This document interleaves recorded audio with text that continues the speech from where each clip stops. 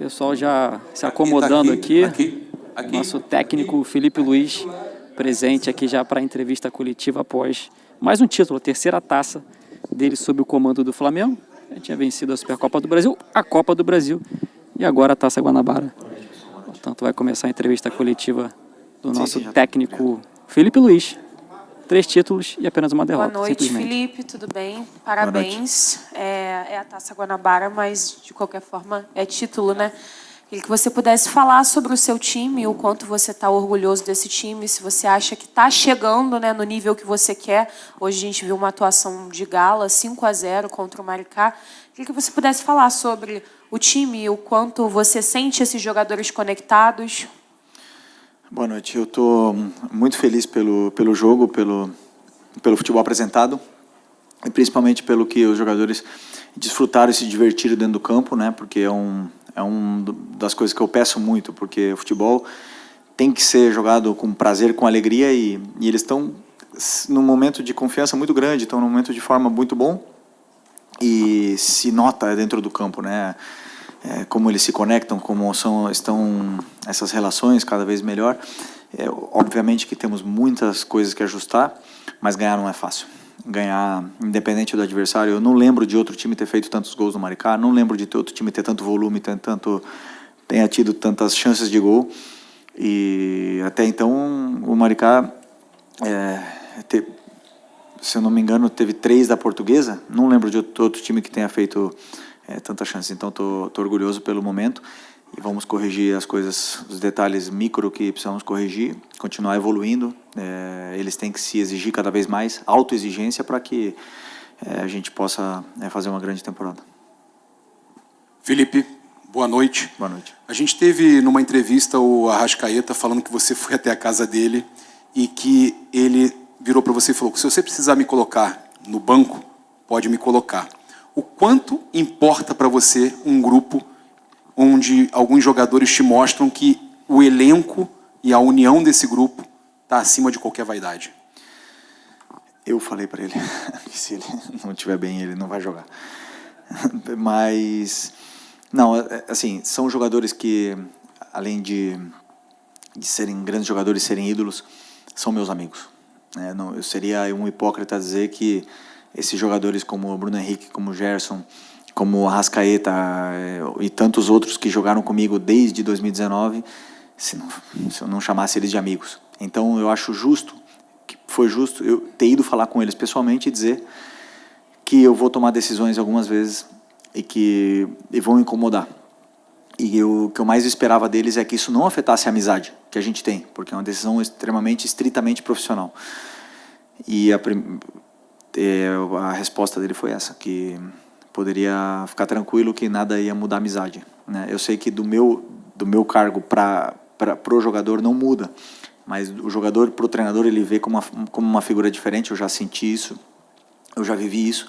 Existe um respeito, uma hierarquia, a hierarquia, mas esses jogadores, como eles são tão profissionais, tão grandes, eles sabem separar o que é o lado humano, o que é a amizade, do que é o profissional. E tanto é que em momentos determinados eu tomei decisões difíceis, tive que tirar esses jogadores que são meus amigos, e eles nunca deixaram de ser próximos a mim por causa de alguma decisão. Aliás, a equipe sempre está na frente, e com isso eu vivo tranquilo, eles vivem tranquilo, porque eles sabem que eu estou sempre fazendo o que eu, Felipe, acho que é melhor para a equipe. E repito o que eu falei outras vezes: vou acertar sempre e não vou acertar sempre. Com certeza não vou acertar sempre. Mas o meu pensamento vou fazer sempre o que eu acho que é melhor para a equipe. E eles entendem bem isso. Felipe, tudo bem? Rafael Borghetti, repórter do canal Flavoz. Eu recebi mensagem de um amigo meu, que ele é flamenguista, falando sobre o jogo de hoje, e ele disse: cara, como é bom assistir o Flamengo jogar hoje em dia. Como é que é para você resgatar essa sensação do torcedor em todo dia que ele liga a TV ou vem aqui no estádio assistir o jogo do Flamengo, ele saber que ele vai ver um jogo de qualidade? E, claro, como você falou, algumas decisões podem ser contrárias, o Flamengo não vai garantir sempre vitórias e tudo mais, mas a qualidade do jogo tem sido incontestável. Em toda a partida o Flamengo tem mostrado que joga muito bem. Como é que é para você resgatar essa sensação do torcedor em estar feliz em assistir os jogos do Flamengo? Obrigado. Grande pergunta. Quando eu jogava, eu sempre pensava que o Flamengo ele tem uma característica única. A torcida ela exige um certo tipo de futebol, que seja apresentado um certo tipo de futebol que não vale só vencer. Isso me chamou atenção, porque eu sim joguei muitos anos no Atlético de Madrid, onde só vencer era suficiente. E durante todo esse processo meu no clube como jogador, eu entendi um pouco, né, do que entendi muito o que o torcedor sente, o que ele quer e por que as vaias. Por que o torcedor ele vaia no Maracanã? Por que ele não se sente identificado com a equipe? Então, a partir desse momento, quando eu já decidi durante muitos anos, né, que eu seria treinador, então eu pensei, junto com o meu auxiliar, em criar um modelo de jogo, um documento onde a gente pudesse fazer um modelo onde o torcedor se sentisse representado pelo que ele estivesse vendo no campo. E não é a forma que o Flamengo vai ganhar, se não escolher a forma que a gente vai perder. Se é para perder, prefiro perder dessa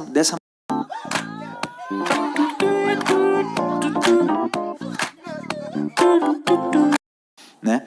E a chegada do Boto é interessante porque ele falou isso na outra entrevista, que ele quer criar um modelo de jogo para o clube, e aonde o nosso modelo de jogo e o dele, a gente está em constante adaptação e atualização para que sempre o torcedor se sinta representado com o que está vendo no campo. Como você bem falou na pergunta, não sempre vai se ver o que o torcedor quer, não sempre vão ser só alegrias, mas que a intenção seja sempre jogar o futebol que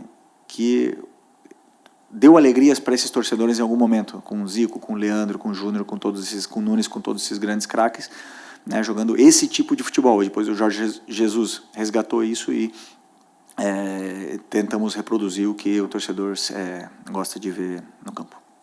Okay. Tudo bem, Felipe? Parabéns por mais uma taça. Gilberto Júnior, canal Flamelo. Você já disse algumas vezes que, na sua crença, são os jogadores que se colocam no time titular.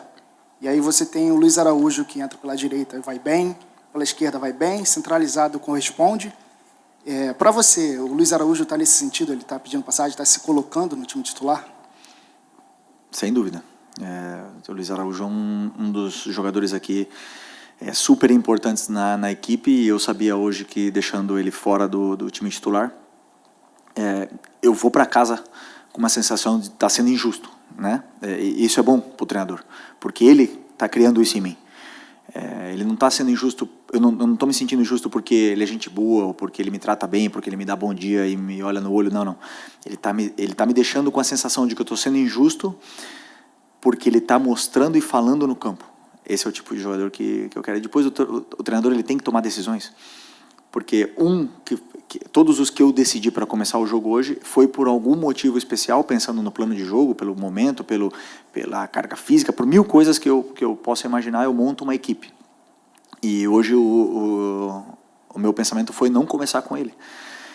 Mas são tantos jogos que com certeza ele vai jogar muitos jogos, como todos os outros jogadores de ataque, e o campo fala, e ele está falando no campo. Boa noite, Felipe. Bruna Medeiros, do Disflá. Você acabou de falar do Luiz Araújo, mas eu quero saber se o Plata seria a posição dele que você considera ideal, ou você vê mais ele como um substituto para jogar mais por dentro, mais pelo lado mesmo. E queria que você falasse um pouquinho também sobre essa importância do Plata, que você já falou várias vezes sobre essa importância dele tática, e a gente vê ele se movimentando bastante. Então, como fazer com que coloque dois jogadores que estão provando que merecem ser titulares, e você só tem 11 lugares no time, né? Da mesma forma que eu falei da zaga, né? Vou ter que achar um lugar para todo mundo. Mas o bom disso é que nós temos, pro segundo tempo também, jogadores importantes entrando depois e melhorando ainda mais a equipe, né? E tendo esse tipo de jogador como Luiz Araújo, como Plata, ou como Bruno Henrique, como Juninho, todo esse tipo de jogador que um dia vão ter que entrar no segundo tempo, vão melhorar a equipe. O Plata é um jogador que foi, como eu disse nas outras entrevistas, foi pouco a pouco, trabalhando, sem falar, trabalhando, e cada vez que ele entrava, melhorava a equipe, era a sensação de perigo e detalhes táticos, detalhes que eu peço, e ele absorve todos eles, tanto ofensivos como defensivos, com e principalmente sem bola, são detalhes que fazem o Plata ser um jogador muito importante, fundamental para mim, fundamental. Porque, aliás, hoje ele jogou na melhor posição dele, que é por dentro, né? Para mim, na minha visão. Mas ele pode jogar na meia esquerda, pode jogar aberto na esquerda, pode jogar aberto na direita, jogou de atacante. Então é um jogador super versátil que nos dá muito, ajuda a defender, ataca, pressiona, faz tudo que o treinador pede. Portanto, é um jogador fundamental para mim. Só um segundo. Lembrar vocês que façam apenas uma pergunta, tá? Não 2, 3 minutos. Tá? Por favor. Boa noite, Felipe. Bruno Castanha, canal Rubro News TV. A gente falando bastante desse time, a forma de jogar, mas eu quero falar hoje da bola parada também. O Flamengo do Felipe Luiz é muito forte, vem fazendo gols, né, em vários jogos. Hoje a gente viu até uma jogada ensaiada, que resultou num gol, mas também outras no segundo tempo, que acabaram não resultando em gol, mas que me levaram muito perigo. Quero que você fale também um pouquinho desse trabalho, dessa bola parada do Flamengo, que vem sendo muito forte nos últimos jogos. Obrigado. Bola parada é um recurso e uma fase do jogo tão importante como todas as outras, onde damos muito valor. Eu sempre penso que a bola parada é estado de concentração, é um estado de espírito dentro do campo, você acreditar naquilo, porque eu já passei por jogar com equipes muito altas e sofrer e tomar gols e nunca fazer gol, e jogar com equipes muito baixas e não sofrer e não tomar gol pelo estado de concentração e tal. Então, esses jogadores são muito poderosos, né, na bola parada, eles acreditam e eles compram a ideia, fazem as jogadas e algumas saem, algumas não. Mas é importante que eles entendam o valor e deem o valor que se merece a bola parada, tanto ofensiva como defensiva, e porque ela desbloqueia jogos, né? Desbloqueia jogos, é importante. Fala, Felipe, tudo bem? Barba aqui do BarbaCast. Bom, você foi um grande ídolo como jogador, você é um grande ídolo como técnico, e a gente vê que há muito trabalho, né, teu e da comissão, nesse empilhamento de troféus que você vem, graças a Deus, conseguindo. Mas a minha pergunta é o seguinte: você está sendo um campeonato carioca bacana para o Flamengo, e qual é a memória mais bacana que você tem desse campeonato até agora? Desse agora, desse Isso, que nós estamos isso, disputando?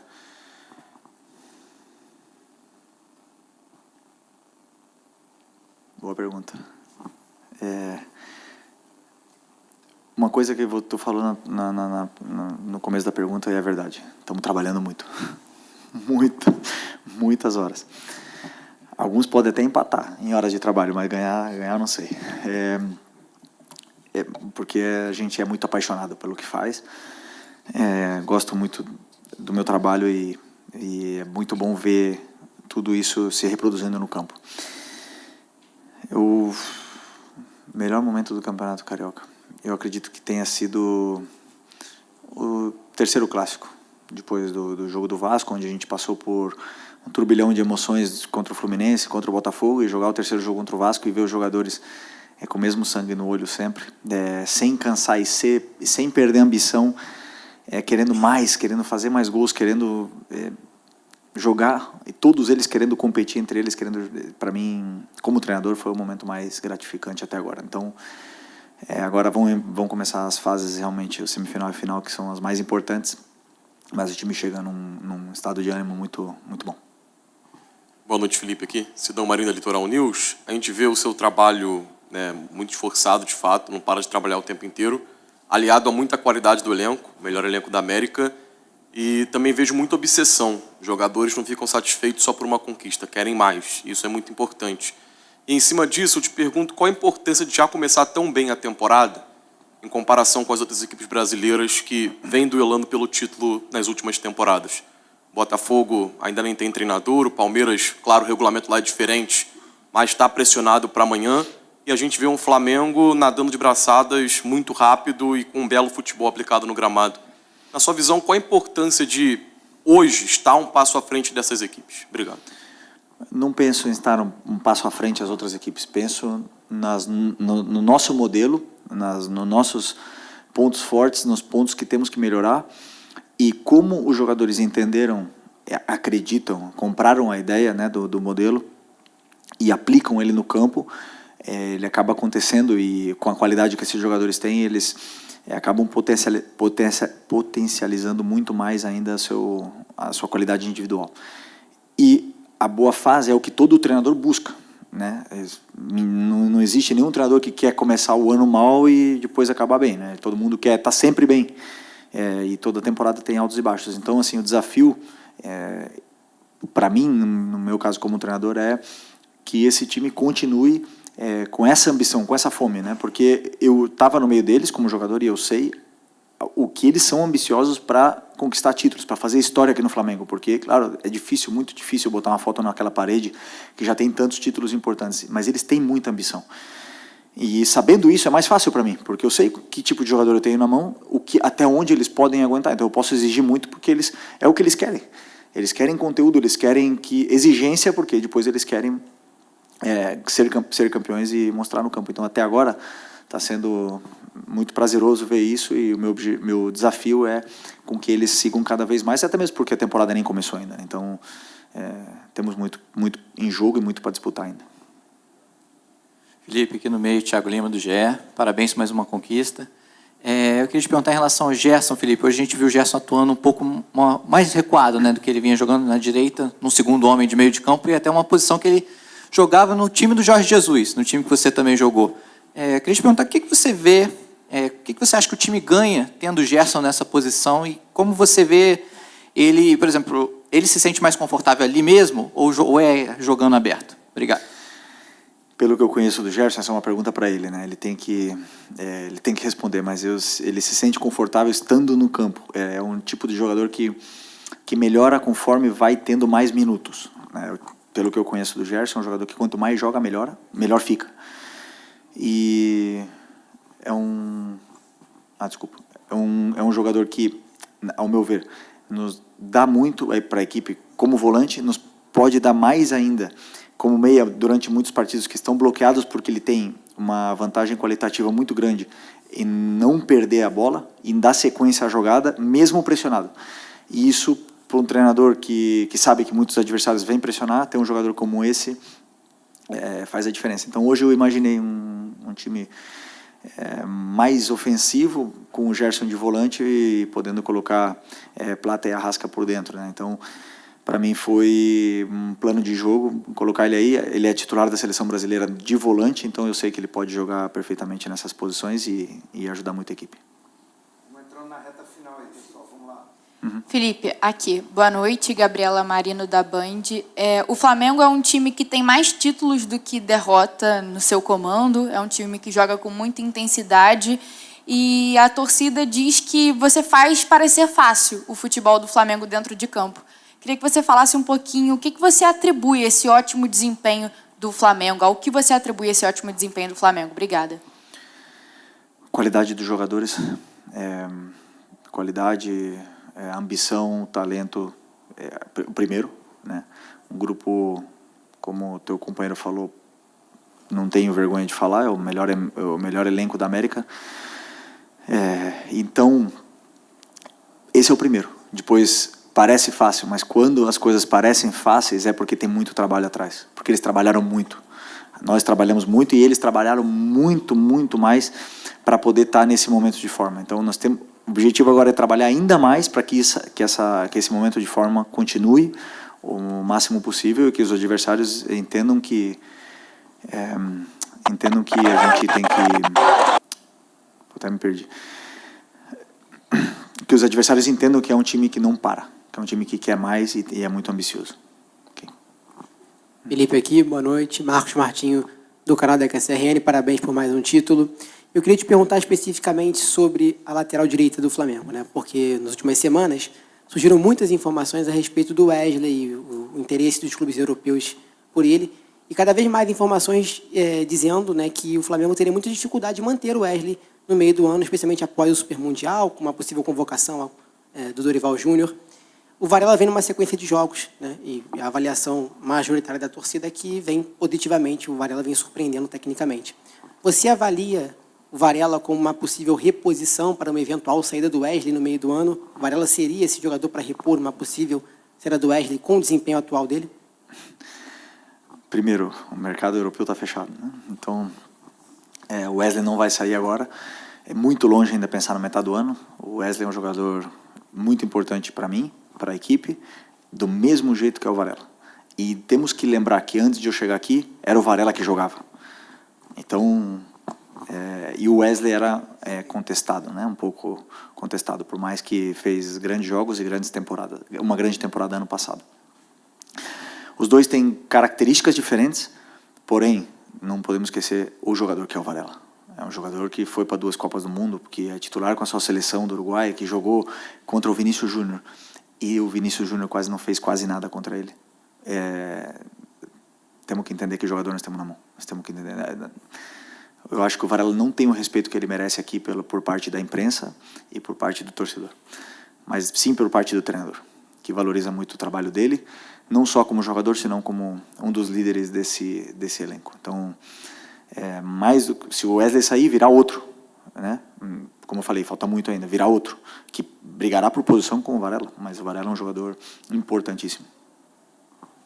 Felipe, Raíza Simplício da Gol Brasil e da Placar. Essa semana a gente teve um movimento de alguns jogadores que se manifestaram a respeito dos gramados sintéticos. E aí começou uma discussão que, no meu ponto de vista, até virou uma discussão clubista. Os clubes com gramados sintéticos se manifestaram, argumentaram, atacaram gramados no Brasil que não têm qualidade, esburacados, duros, como recentemente você se referiu ao Maracanã. Eu queria saber qual é a tua opinião em relação a isso, né? E se há necessidade de ter gramados sintéticos no futebol brasileiro. Muito bom esse tema, esse assunto é muito bom. Eu, como jogador, vivi isso. Primeiro, eu queria começar falando que é muito importante que os jogadores se unam. É muito importante que eles não têm noção do poder. Eu que estive ali, né? Eu sei, não temos a noção real do poder que os jogadores têm, porque o futebol é dos jogadores. E somando isso, vi a entrevista do treinador do Palmeiras essa semana e falando sobre isso, do Abel, e eu concordo em tudo o que ele falou, em tudo. Foi a primeira pessoa, talvez, que não botou política no meio, foi super sincero, porque realmente, como você fala, se eu jogo no Botafogo eu tenho que defender o sintético, e se eu jogo no São Paulo eu tenho que criticar o sintético. Não, cada um tem a sua opinião e ele foi verdadeiro com o que ele pensa. Eu penso o seguinte, da mesma forma que ele falou, Série A tem que ser regulamentado, tem que ter exigência para ter gramados naturais e bons, mas tem que ter multa se não tiver gramado bom. Tem que ser uma exigência disso. Por quê?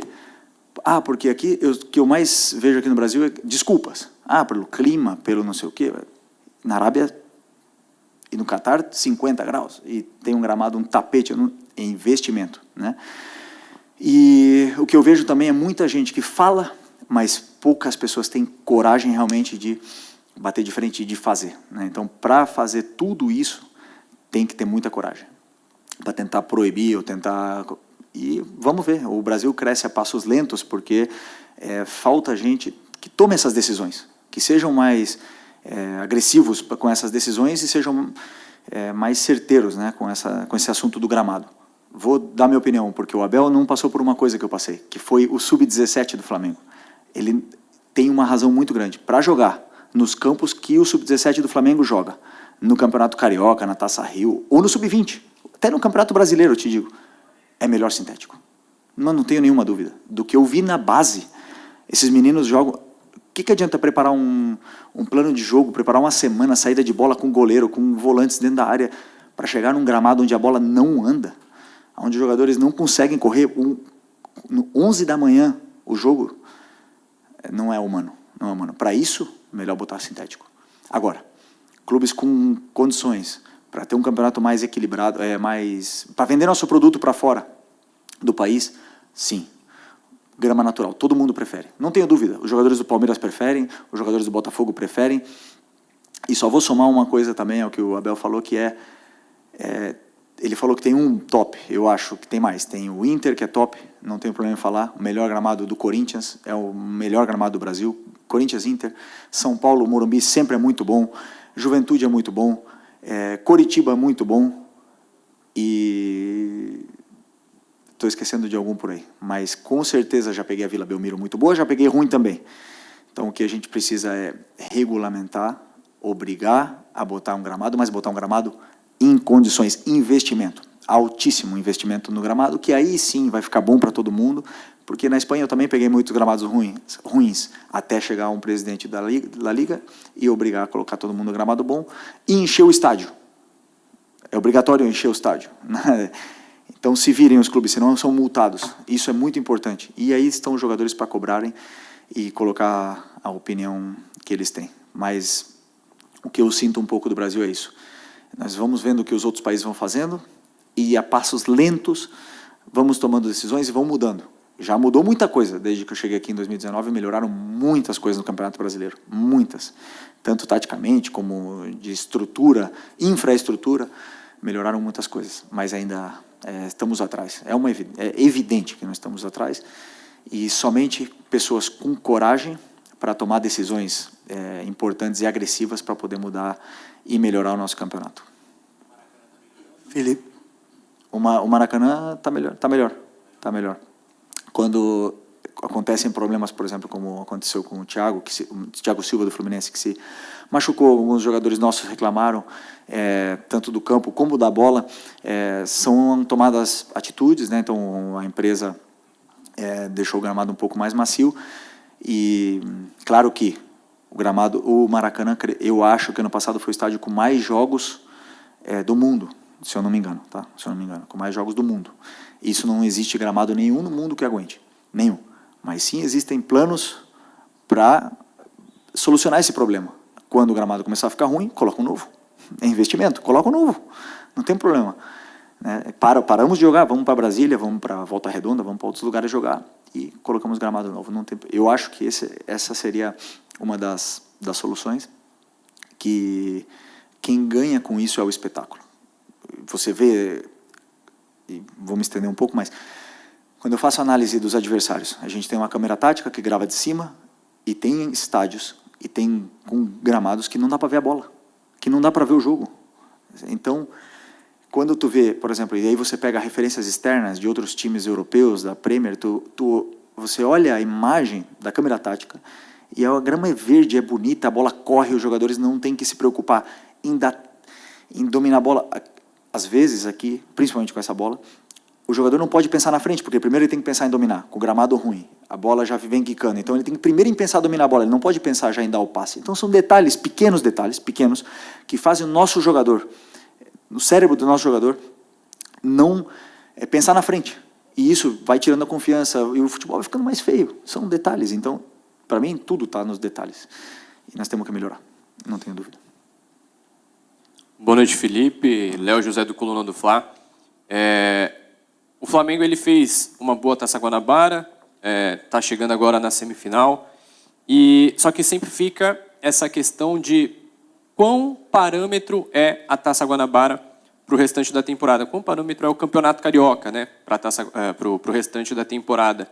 E eu queria saber se você, Felipe, consegue pontuar 3 pontos fortes assim do Flamengo, desse time do Flamengo, desse elenco, de olho nesse primeiro semestre da temporada, que tem o Campeonato Brasileiro, a Libertadores e o Mundial de Clubes. Sobre a Taça Guanabara e o Carioca, não é um torneio. Eles não vão dizer como vai ser a temporada. A temporada do Campeonato Brasileiro começa, no nosso caso, contra o Internacional em casa. E a partir desse jogo nós vamos ver como a gente vai começar.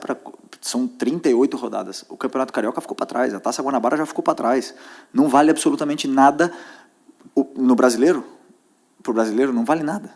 Então, sim, vale como uma preparação, para os jogadores entrarem em forma física, como uma pré-temporada. E claro que queremos ganhar o Campeonato Carioca. Agora, o que vai nos deixar de momento para o brasileiro, absolutamente nada. O Campeonato Brasileiro começa contra o Internacional e todos começam do zero, os que estão bem e os que estão mal. E tem time que vai ser eliminado do Campeonato Paulista, ou sei lá, e vai começar o brasileiro muito bem. Isso aí não quer dizer absolutamente nada. Então, temos que separar as coisas, como eu falei, a Guanabara já passou. E difícil pontuar 3 pontos.